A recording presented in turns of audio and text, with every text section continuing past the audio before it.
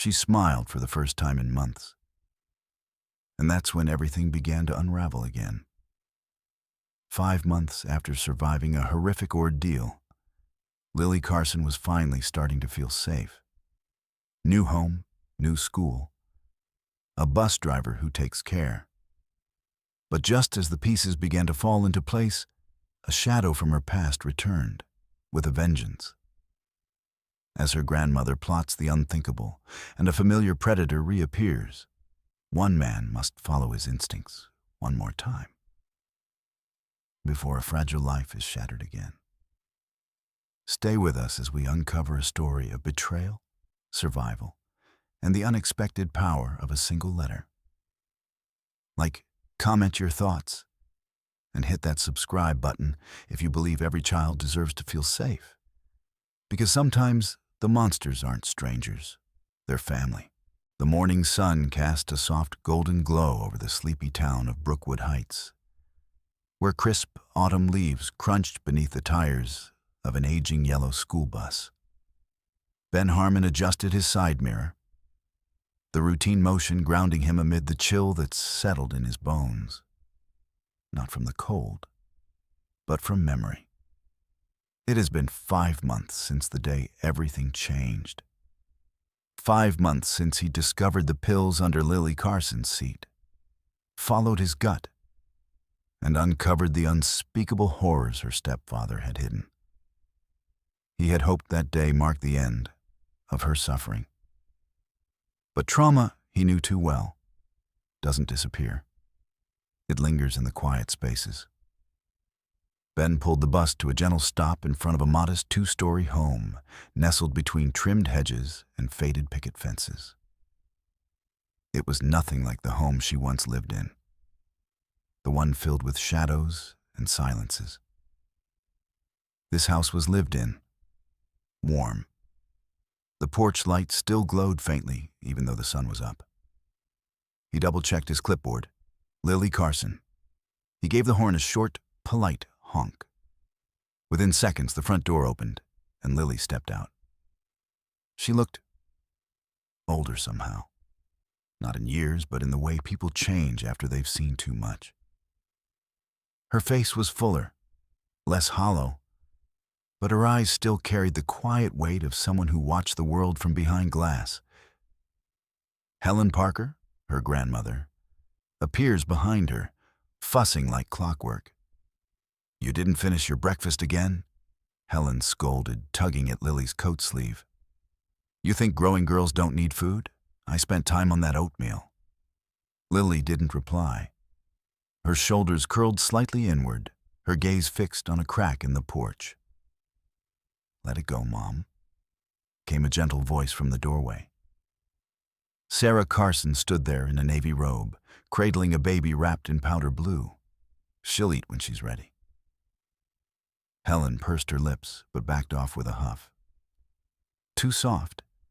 Back in my day, we didn't let kids dictate the rules." Sarah ignored the comments. She leaned in, brushing Lily's cheek with a kiss. "Have a good day, sweetheart. I love you." "Love you too, Mom," Lily replied softly. Ben watched the exchange with quiet empathy as Lily waved goodbye and approached the bus. He noticed Sarah's eyes linger on her daughter, love clouded with unspoken worry. "Good morning, Lily," Ben greeted as she stepped onto the bus. "Morning, Mr. Harmon," she said in a voice barely louder than a whisper. She made her way down the aisle and took the same seat she always did, second from the back, right above the heating vent. Despite everything that had changed, that part remains the same. Maybe it gave her a sense of control, of routine. Ben closed the doors and pulled away from the curb. He checked the rearview mirror. Lily sat alone, staring out the window. Around her, other students chatted, laughed, jokes tossed across aisles. But she remained silent, untouched by their noise. A small island in a sea of teenagers. He had seen that look before. In his daughter, years ago, after her best friend died in a car crash. In the mirror, on bad nights. grief without a name. Ben sobbed, navigating familiar streets toward Brookwood Middle. His thoughts drifted. The trial, the therapist updates from Sarah, the late-night calls when Lily couldn't sleep and Sarah didn't know what to do. Everyone was trying. Healing, however, had its own pace. Up ahead, the school bell echoed faintly. As the gates came into view, Ben reached for his clipboard. Something in his chest tightened as he changed once more at Lily, still a statue in her seat. Just as he was about to call to her, a ripple of hushed laughter started at the back of the bus, and heads turned toward her. What Ben didn't know yet was that the darkness wasn't done with Lily, and it would take a much more dangerous shape this time. The school parking lot buzzed with the energy of a typical Friday morning. Kids spilled from buses, laughing, shouting, racing toward their lockers. But Lily Carson walked alone. Her steps were quiet, her gaze downcast. Her backpack clutched close to her chest like a shield. Ben Harmon watched from the front seat of his parked bus, checking names on his clipboard.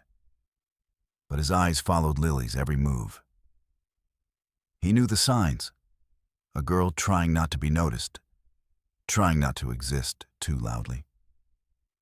As she passed a group of 8th grade girls by the bike racks, one of them cupped a hand over her mouth and mock whispered, "There goes the freak show." Another snorted, "I heard she lived in a shed for weeks, like with rats and stuff." Ben's stomach turned. The school had strict anti-bullying policies, but gossip traveled faster than any intervention. And in a town like Brookwood Heights, whispers grew teeth. Lily said nothing. She didn't flinch. She didn't even look their way. She just walked faster. Inside the building, teachers greeted students by name, offered smiles, handed out morning announcements. But no one seemed to notice Lily slipped quietly into the homeroom and settled in the back corner. Miss Reynolds, her homeroom teacher, updated her way, but said nothing. She had been trying to give Lily space, per Sarah's request, but sometimes space felt a lot like silence. At lunch, Lily sat alone. She always did. Her tray was barely touched: dried chicken sandwich, a bruised apple, an unopened carton of milk. She stared out the cafeteria window, lost in thought. A boy at a nearby table suddenly pointed at her. "Bet she's writing her next therapy diary," he sneezed. His friends gasped. Ben would have been furious had he heard that. But he wasn't there. No one stepped in. The counselor had checked in on Lily twice that week.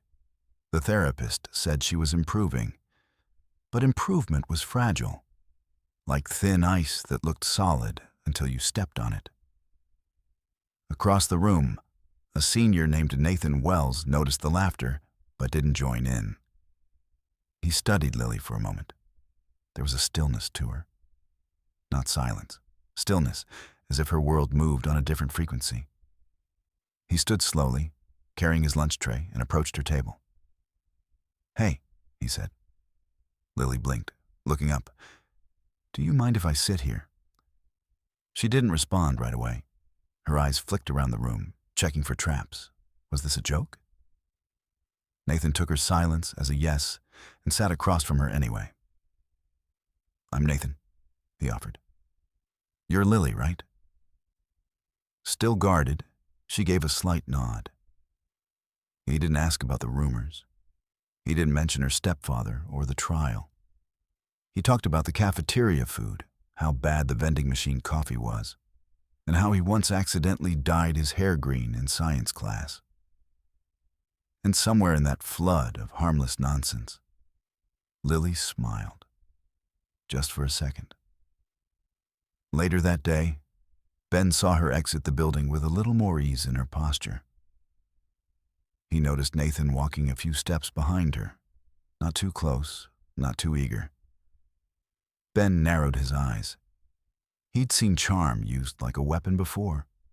He didn't trust easily, especially not with Lily. And he was right to worry, because what looked like kindness could just as easily be a setup. And in Lily's life, kindness had often worn masks. And then, as if out of nowhere, someone sat down across from her. Someone who saw her differently. For the first time in months, Lily felt noticed, but not in the way that made her stomach twist. Nathan's showing kept up, not aggressive, not like those kids who wanted to prod her pain for fun. He was patient, polite. He never asked about her past, never looked at her with pity. Instead, he brought up books he thought she might like, shared music through AirPods, and sometimes just sat beside her in comfortable silence. Lily didn't know what to make of it. Her instincts, finely tuned by months of survival, whisper caution. But part of her, the tired part, the part that missed being a teenager, wanted to believe someone could see her as more than a victim. One afternoon in the library, while flipping through a used copy of Fahrenheit 451, Nathan leaned over and whispered, "You remind me of Clarice. You know, curious, observant." She blinked. "I thought Clarice died early." Nathan grinned. "Yeah, but she mattered, even in her short time." Lily didn't know whether to smile or recoil. Across town, Ben Harmon was having a different kind of afternoon. He sat on a worn chair in the corner of the school staff lounge, sipping a stale cup of coffee and rereading the names on his route list. His thoughts drifted again to Lily. Specifically, to Nathan. He remembered that boy from the previous school year, quiet, respectful, but with eyes that scanned every room too quickly, like he was always planning something. Was Ben just being paranoid? Miss Reynolds thought so. "They're just talking," she'd said when Ben asked if Lily and Nathan were spending time together. Honestly, it's the first real connection she's had since coming back. Might be a good thing.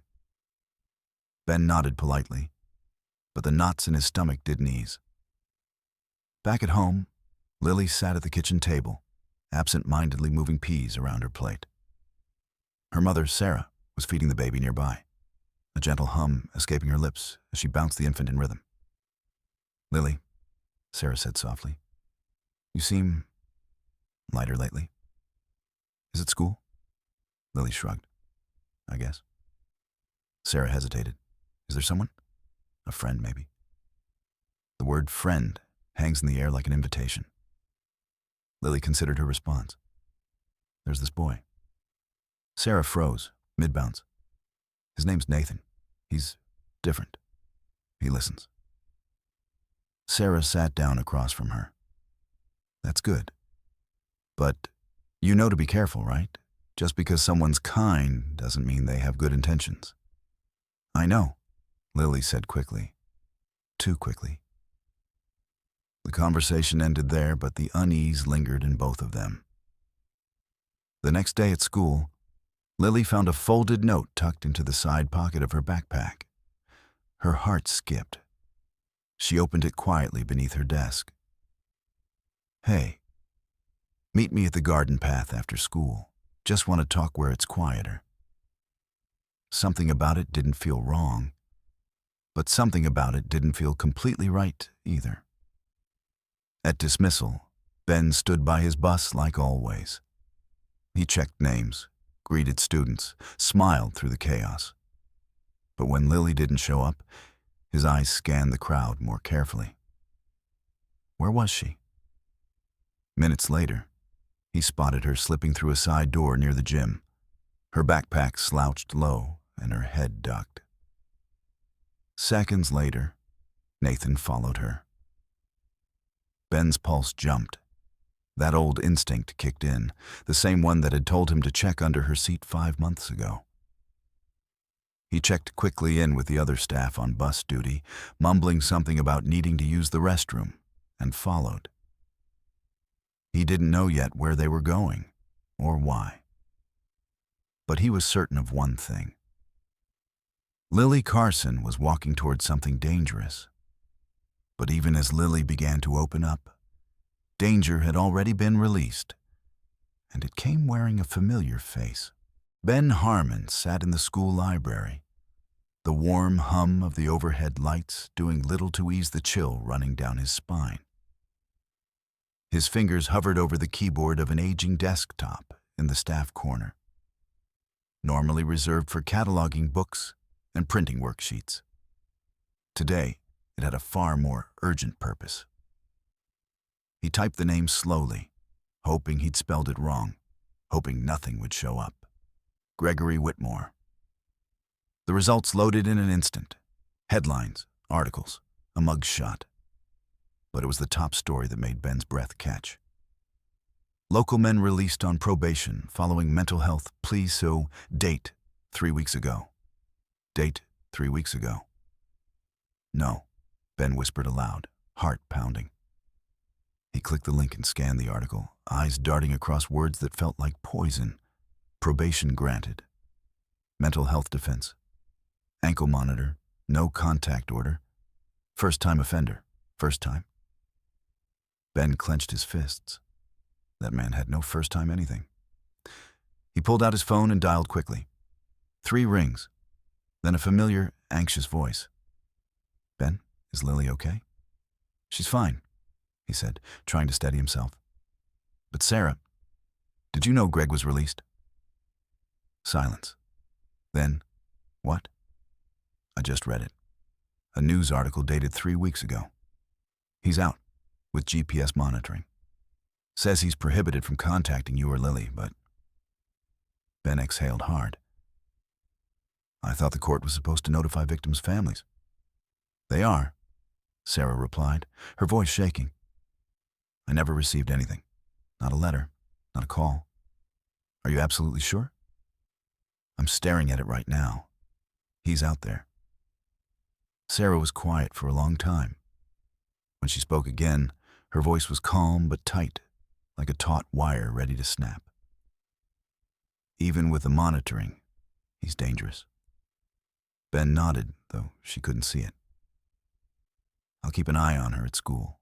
Any unusual car, any strange behavior, I'll report it immediately. Thank you, she said, her voice cracking. You always show up when it counts. After ending the call, Ben stared at the screen again. He couldn't stop thinking about the way Greg had manipulated people. His smile, his excuses, his mask of control. He had fooled courts, therapists, even family members. But Ben had seen beneath the mask. He remembered Lily's face the day he first realized something was wrong. That haunted look in her eyes. He'd never forget it. And now Greg is back in the world, a ticking time bomb wrapped in court orders. Ben shut down the computer and noticed Mrs. Patel, the librarian, who had lent him her access. You okay, Ben? She asked. He forced a smile. Just needed to check something important. Outside, the autumn breeze bit at his cheeks. He zipped his jacket tighter and tightened around the school courtyard. Everything looked normal, but nothing was normal anymore.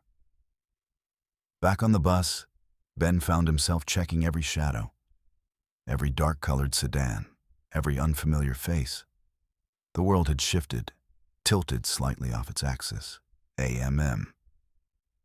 With a few hours to kill before the afternoon route, he pulled into a quiet lot near the school and sipped lukewarm coffee. The newspaper's words kept echoing in his head. A second chance.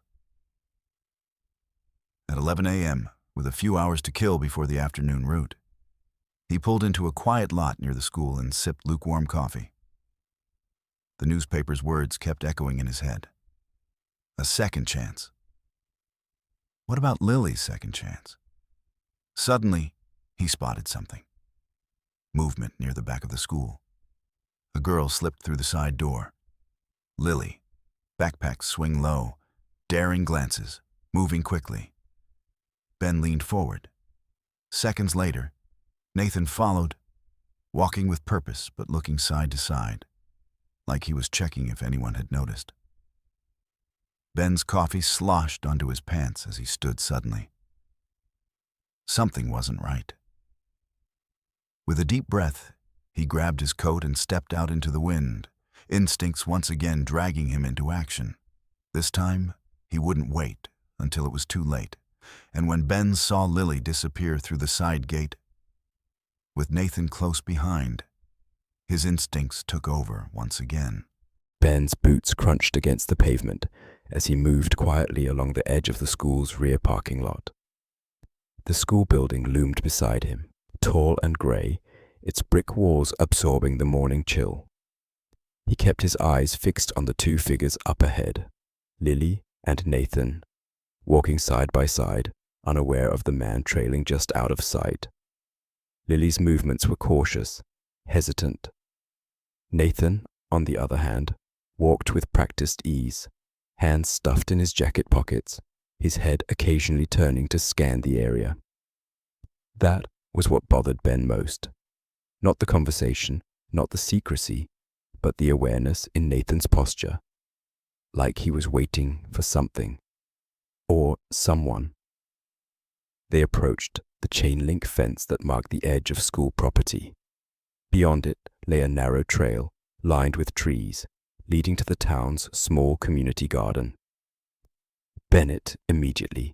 Willow Path, a quiet shortcut recognized used by students who wanted to smoke in private or skip school altogether. Lily paused by a narrow opening in the fence where the metal links had been pried loose, just wide enough to squeeze through. Nathan held the fence aside and motioned her forward. That's it, Ben thought. This isn't just a friendly walk. He stepped out from behind the dumpster he'd been using as cover. Lily. Both teenagers turned, started lead. Lily's eyes broadened, guilt flashing across her face. Nathan tensed, but didn't move. What do you think you're doing? Ben asked, voice low but firm as he approached them. We weren't going far, Nathan said quickly. Just to talk, that's all. You're leaving school grounds during class hours, Ben replied, locking eyes with him. You know that's not allowed. Lily stepped forward, her jaw tightening. We weren't doing anything wrong. Ben turned to her gently. You could get suspended for this. More importantly, this isn't safe. Why? She asked, voice rising. Because I'm not allowed to have a friend? Because someone finally wants to talk to me and it freaks everyone out? Ben exhaled slowly. No, Lily. Because your stepfather is out of jail. That stopped her cold. What? I just found out this morning. He was released 3 weeks ago. Your mom didn't know. None of us did. He's wearing an ankle monitor, but that doesn't mean you're safe. Lily's face drained of color. Nathan looked between them, feigning confusion. Wait, what are you talking about? Her stepdad. You didn't know? Ben's voice was sharp. That's convenient. Nathan's eyes narrowed slightly. His mask slipped for the briefest moment.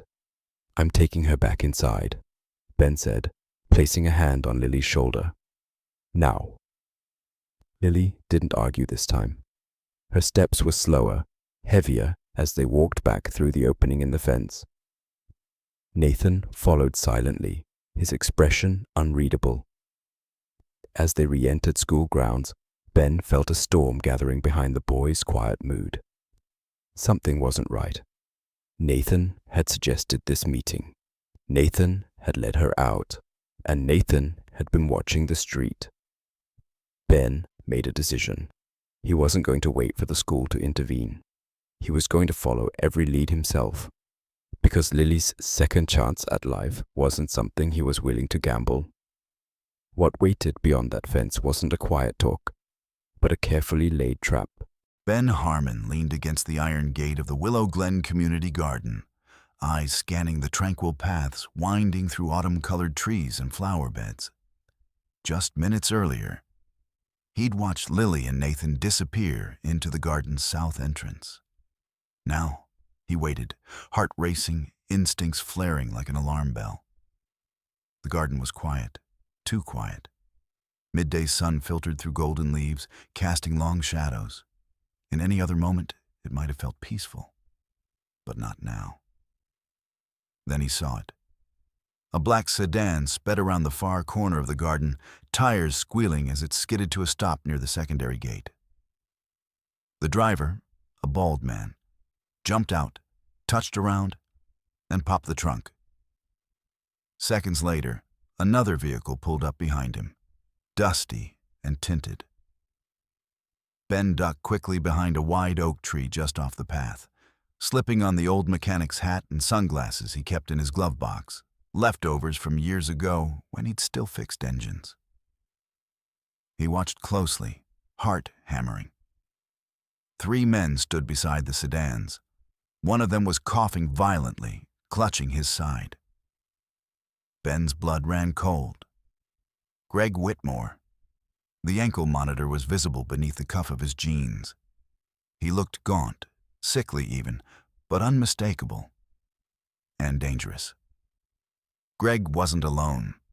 Beside him stood 2 men Ben recognized from the police reports. Accomplices. One carried a canvas duffel bag. The other had a phone pressed to his ear. But it wasn't the men who shook Ben most. It was the next person to emerge from the car. Helen Parker, Lily's grandmother. She stepped out with eerie calm, her gray coat pressed and clean, her handbag slouched neatly on her arm. She looked like any other retired woman visiting a garden, but her face was stiff, cold. Her eyes scanned the area, calculating. Ben's throat went dry. Helen opened the rear car door and pulled out a baby carrier.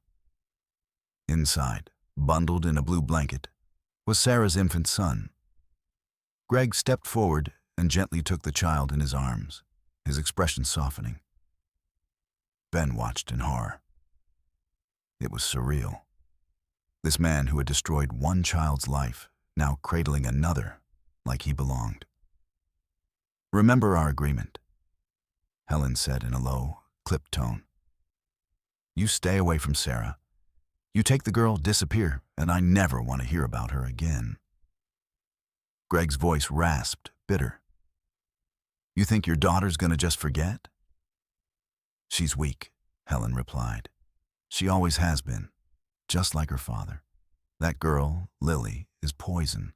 She's a mirror of every mistake Sarah's ever made." Greg looked at the baby again, his hands tightening. "I get the boy. I get the inheritance. That's what we said."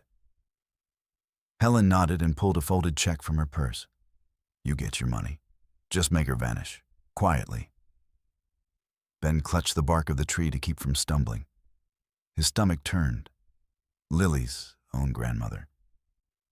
He nearly cried out, but he couldn't blow his cover. Not yet. Greg handed the baby back and gestured to the accomplices. One pulled out a bolt cutter. Greg lifted his pant leg. They were preparing to serve the ankle monitor. Suddenly, Greg stiffened. He turned, scanning the trees. Ben held his breath. A cough erupted, his own shaking his chest.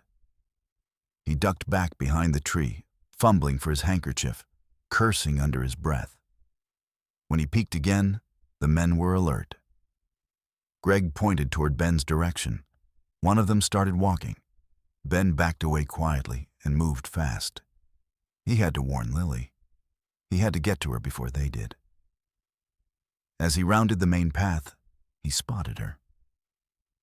Lily and Nathan were sitting on a wooden bench near the pond. Nathan was talking animatedly. Lily seemed unsure.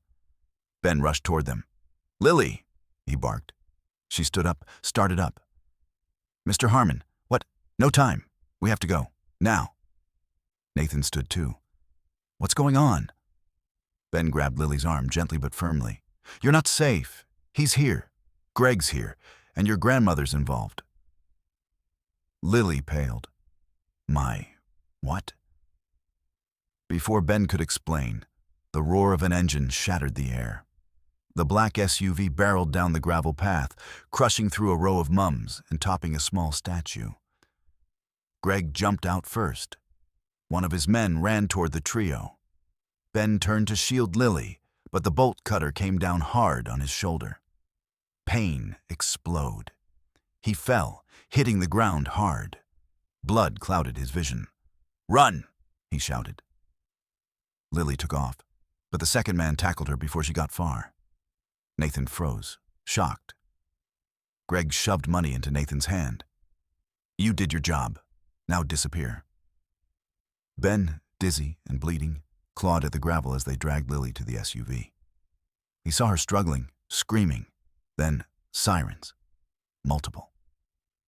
Greg cursed, grabbed a knife, and hacked off his ankle monitor. He tossed it into the bushes. "We move, now!" The SUV roared away, just as two police cruisers skidded into the parking lot. Ben sat up slowly, vision spinning, pain radiating down his side. "They've taken her," he croaked. "They took Lily." Ben's shout came too late. The engine roared, and the night him. The world tilted as Ben Harmon struggled to his feet, his head spinning and blood trickling from a deep cut above his brow. Gravel stuck to his palms as he leaned on a nearby bench, fighting the dizziness. The sirens grew louder, closer, but the SUV carrying Lily had already disappeared around the garden's far exit. Ben stumbled forward, shouting hoarsely to the officers sprinting toward him. "They went that way," he rasped, pointing toward the winding trail that led to the service road. Dark SUV, 3 men. Greg Whitmore's with them. They've got Lily. 2 officers peeled off without hesitation, jumped into their cruisers, and raced off in pursuit. The wail of the sirens stretched into the distance, swallowed by trees and panic. Ben sank to the bench, his hand pressed to the bleeding wound on his temple. His whole body trembled with rage and helplessness. For the second time in her short life, Lily had been ripped from safety, and this time, Ben had been too slow. A shadow moved beside him. Nathan. "Mr. Harmon." Ben's head snapped up, eyes burning. "Don't speak." "I didn't know they were going to take her," Nathan pleaded, holding up his hands. "I thought he just paid me to keep her there. That's it. I didn't know they'd actually save it." Ben growled.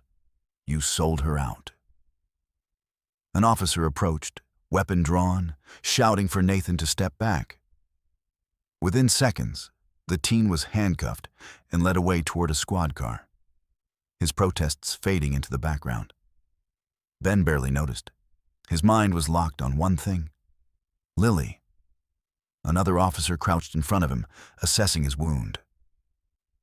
"You need medical attention," she said. "We've got paramedics en route." "I'm not going to a hospital," Ben snapped.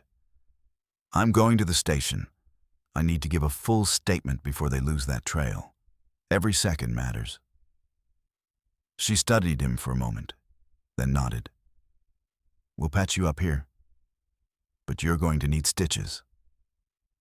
As she cleaned his wound with practiced hands, Ben relayed everything: Greg's presence, the accomplices, Helen's betrayal, the bolt cutters, the checks. The officer's expression darkened. "That ankle monitor's now federal evidence. Cutting it off isn't just parole violation. It proves intent." Ben barely nodded. His thoughts raced. They said something about the inheritance, about taking the baby. They're trying to build some kind of twisted family again. "We've already dispatched units to the Parker residence," she said. "If Helen's still there, we'll find her. If not, we'll track her down." Ben wanted to believe that. He wanted to believe this would end in rescue, in handcuffs, in justice. But all he could see was Lily's face as she was dragged away, the betrayal in her eyes. Across the parking lot, Sarah arrived in a police SUV. Panic etched into her face as she stepped out holding the baby carrier.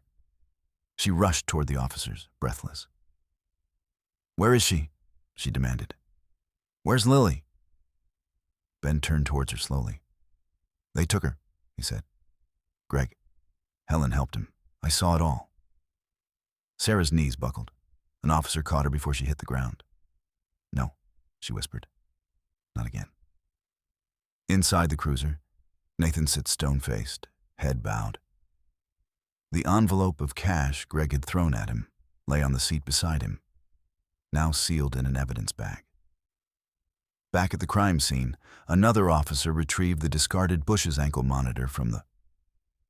"This changes everything," he exclaimed. "They were planning this for weeks." Ben stood shakily.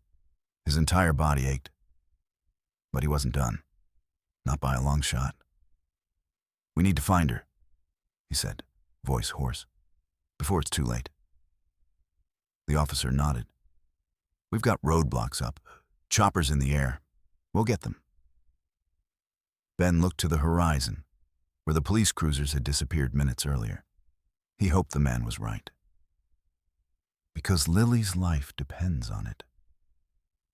While Lily fights for her freedom, others scrambled to uncover the twisted truth behind her abduction.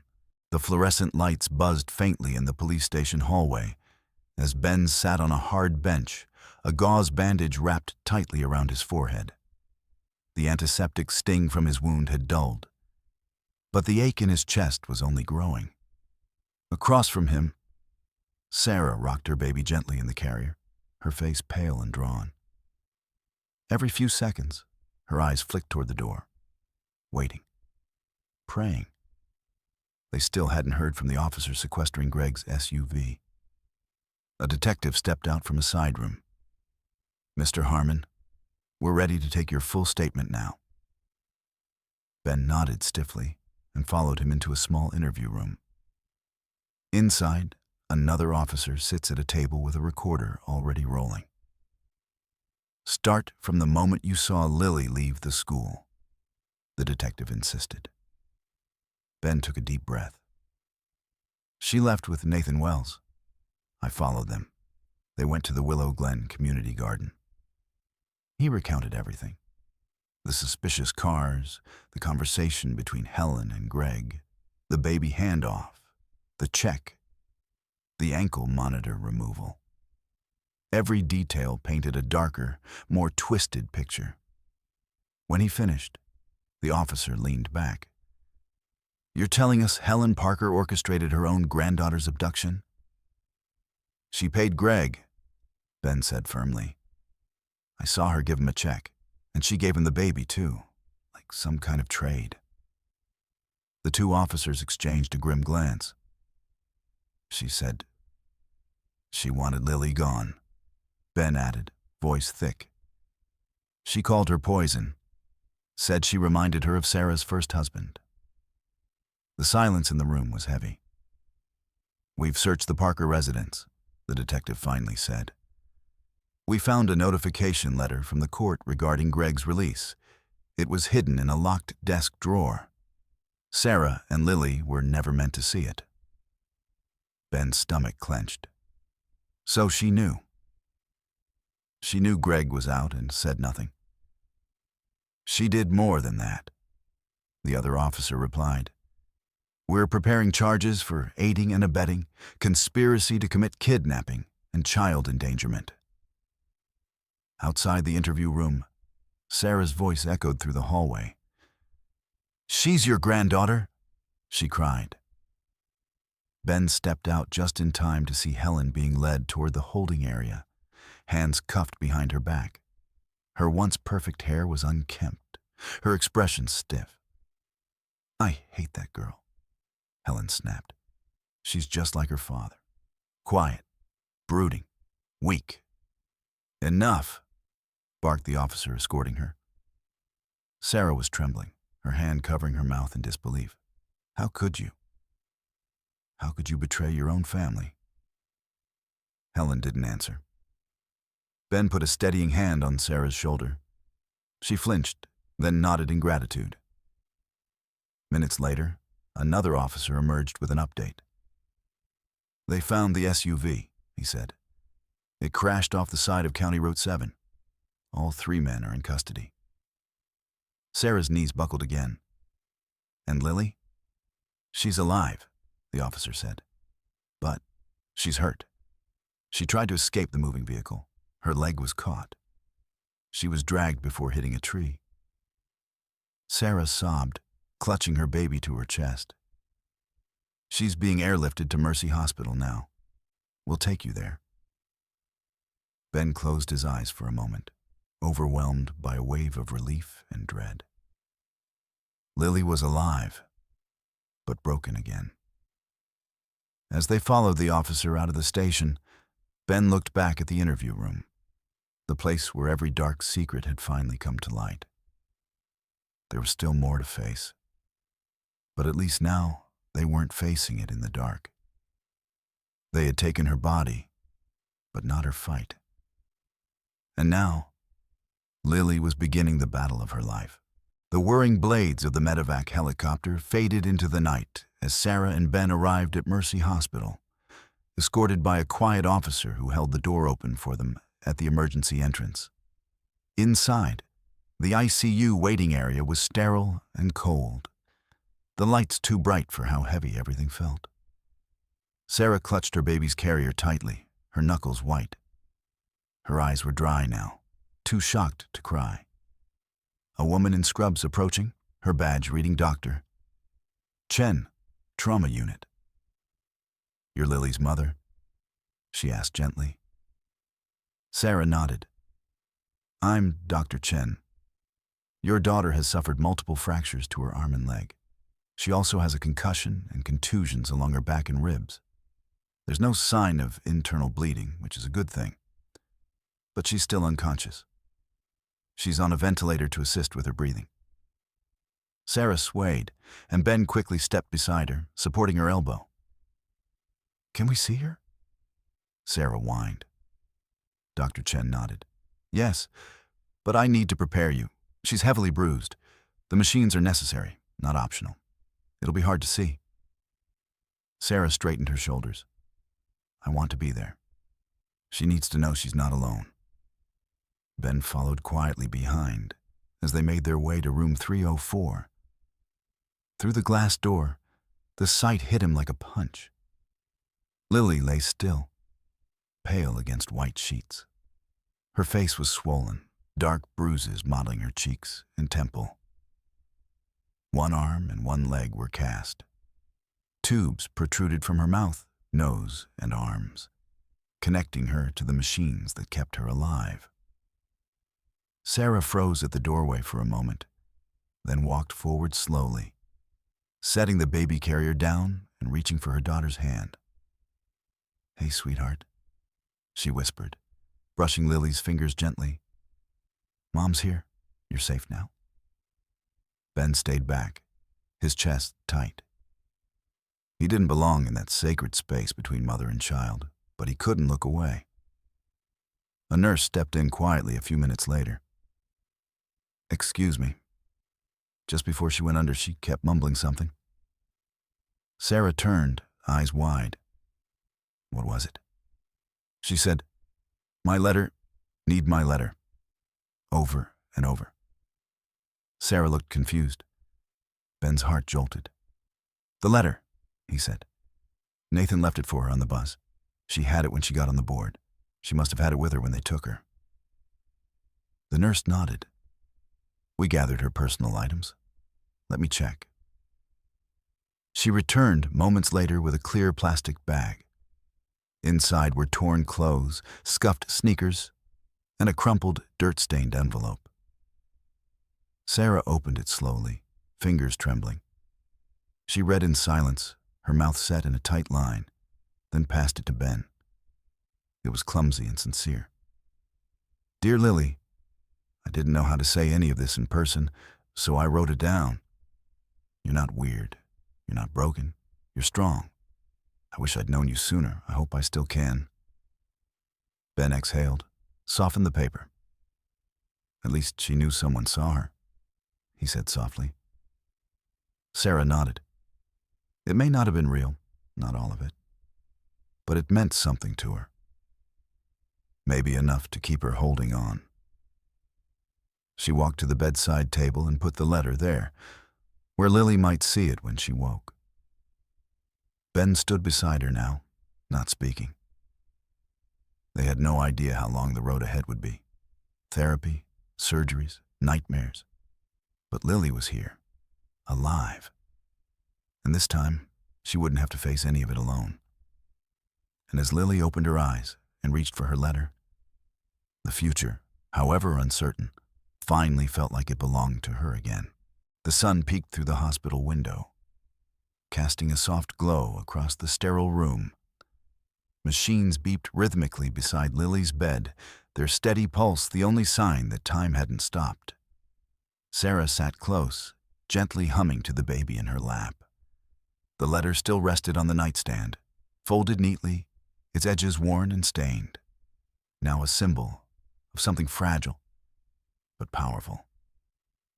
Ben stood by the window, hands in his coat pockets, gazing out at the parking lot below. He'd been coming every morning, like clockwork, just to check in.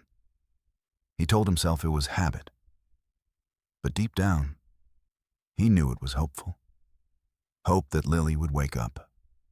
Hope that she'd come back from the edge. A knock at the door broke the silence. It was the nurse again, clipboard in hand, a small smile tugging at her lips. "She's breathing on her own," the nurse whispered. "They're removing the ventilator this afternoon." Sarah's eyes broadened. "She's waking up?" The nurse nodded. "Slowly, but yes. She's fighting." The words landed like a blessing. Hours later, as the ventilator was removed and monitors adjusted, Lily stirred. Her eyes fluttered open, barely, weakly, but they opened. Sarah rushed to her side. "Lily," she whispered, her voice trembling. "I'm here." Lily's lips moved, dry and cracked. No sound came out at first. Then, faintly, one word. "Letter?" Sarah smiled through her tears. "I have it right here, sweetie." She handed it to her, helping her hold the paper between her casted arms. Lily stared at it, blinking slowly as if it anchored her in place. As if it reminded her that someone, anyone, had seen her as more than a victim. Ben stepped closer now, eyes wet. "Welcome back, kiddo." Lily managed a faint smile. That night, Nathan's mother brought him to the police station. He stood in the waiting room, asking, begging to apologize to Sarah. She agreed. He looked smaller now, not just in stature, but in spirit. "I didn't know what they were going to do," Nathan said, eyes lowered. "I took the money before I understood what was really happening. I was stupid and greedy, but I never wanted her to get hurt." Sarah studied him for a long moment. "I believe you didn't know the full plan," she said, "but you still led her into it. You betrayed her trust." "I know," he whispered. "I gave the money back, all of it. I don't want anything from this." "You won't get anything," Ben added firmly, stepping up behind Sarah. "But maybe you'll learn something." Nathan nodded. "I hope she recovers. I really do." Back at the hospital, Lily drifted in and out of sleep for days. When she was strong enough, she read the letter again, this time alone. And though it had been born from deception, the words still carried the truth. They reminded her that she mattered. Weeks passed. The casts were removed. Physical therapy began. The bruises faded, slowly replaced by strength. And one afternoon, while Sarah packed up Lily's hospital things, Lily turned to Ben and asked, "Will you still be my bus driver?" Ben chuckled softly. "Always." Spring arrived quietly that year, and with it, a new chapter. No more secrets, no more silence, just healing, and the courage to begin again. Lily Carson's story is more than just a tale of pain. It's a powerful reminder that healing isn't a straight path. After enduring abuse, isolation, and betrayal from the very people who should have protected her, Lily found strength in the most unlikely places. A concerning bus driver, a boy's imperfect words, and her own quiet resilience. The real villain in this story wasn't just the stepfather. It was silence, complicity, and the deep scars of generational failure. But Lily fought back, not with anger, but with survival. This story teaches us that being seen, truly seen, can save a life. That even the smallest gesture, a seat on a bus, a kind word, a letter, can become an anchor for someone drowning. And that justice isn't just about catching the bad guys.